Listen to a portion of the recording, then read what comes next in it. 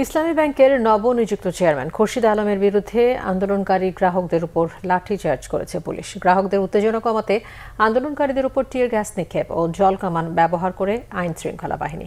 এ ঘটনায় বেশ কয়েকজন গুরুতর আহত হন। পরে পুলিশের সতর্ক অবস্থানের মধ্যে ইসলামী ব্যাংক গ্রাহক ফোরামের ব্যানারে বিক্ষোভ করেন সাধারণ গ্রাহকরা। বিস্তারিত জিয়াউল হক সবুজের রিপোর্টে।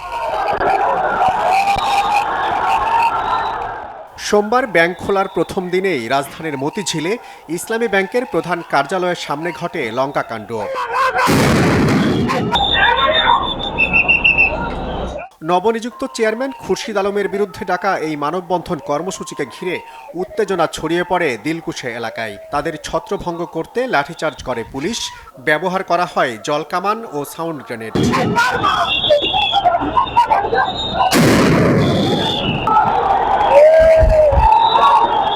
ইসলামী ব্যাংক গ্রাহক ফোরামের ডাকা এই আন্দোলন কর্মসূচি ঘিরে বিক্ষোভের সময় আহত হন বেশ কজন। আন্দোলনকারীদের দাবি, গ্রাহকদের শান্তিপূর্ণ কর্মসূচিতে অযৌক্তিকভাবে বল প্রয়োগ করেছে আইনশৃঙ্খলা বাহিনী। আমাদের শান্তিপূর্ণ অবস্থান ছিল ইসলামী ব্যাংক টাওয়ারের সামনে, কিন্তু পুলিশ অতর্কিত এসে আমাদের উপরে লাঠিচার্জ এবং জলকামান করছে। আমাদের অনেক ভাই আহত হয়েছে। এই সালামের কারণে আজকে এই পর্যায়ে এসেছে। তো গত 1.5 বছর একটা পর্যায়ে গ্রাহকদের আবার আস্থা ফিরে এসেছিল। এই ঘটনার মাধ্যমে, নিয়োগের মাধ্যমে আবারও সেই শঙ্কা যে এই ব্যাংকটা আবারও এই সালামের পকেটে যাবে, আবার সেই লুটপাটের ধারা চালু হবে। উনি তো ফ্যাসিস্টের দোসর। উনি এই ব্যাংকের লক্ষ্য উদ্দেশ্যের সাথে ওনার লক্ষ্য উদ্দেশ্য একমত নয়। ইসলামী ব্যাংক শরিয়া ভিত্তিক ব্যাংক। ঘণ্টাখানেক পর ছত্রভঙ্গ আন্দোলনকারীরা আবারও ইসলামী ব্যাংক টাওয়ারের সামনে বিক্ষোভ করেন। পুলিশি সতর্কতার মধ্যে চলা এই আন্দোলনে নতুন চেয়ারম্যানকে ফ্যাসিবাদের দোষর উল্লেখ করে তার পদত্যাগ চান বিক্ষুব্ধরা।